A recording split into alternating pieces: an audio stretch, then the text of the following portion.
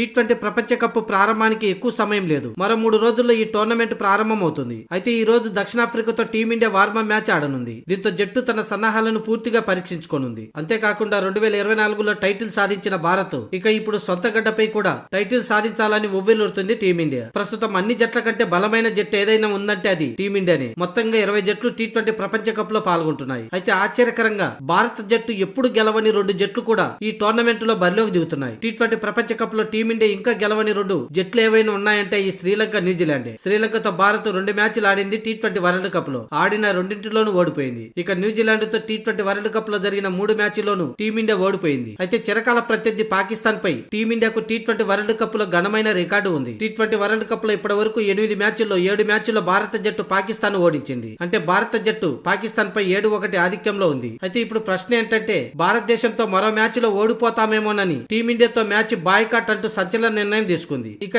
T20 world cup లలో దక్షిణాఫ్రికాపై 5 మ్యాచ్ల్లో విజయం సాధించింది. కేవలం 2 మ్యాచ్ల్లో మాత్రమే ఓడింది. ఇక ఆఫ్ఘనిస్తాన్ తో ఆడిన అన్ని మ్యాచ్ల్లోనూ విజయం సాధించింది. బలమైన ఆస్ట్రేలియా జట్టుపై కూడా 4-2తో ఆధిక్యంలో ఉంది. అలాగే ఇంగ్లాండ్ పై కూడా 3-2తో భారతే ఆధిక్యంలో ఉంది. అంటే అన్ని జట్లపై టీమిండియాకు బలమైన రికార్డు ఉంది టీ20 వరల్డ్ కప్ లో. కానీ శ్రీలంక, న్యూజిలాండ్ పై మాత్రం ఆడిన అన్ని మ్యాచ్ల్లోనూ ఓడిపోయింది. అయితే ఈ మధ్య 5 టీ20ల సిరీస్ లో న్యూజిలాండ్ ను టీమిండియా ఘోరంగా ఓడించింది. ప్రస్తుత టీమిండియా ఉన్న బలమైన బ్యాటింగ్ లైనప్ ముందు ఈసారి పాత రికార్డు కూడా చెరిగిపోయే అవకాశం ఉంది.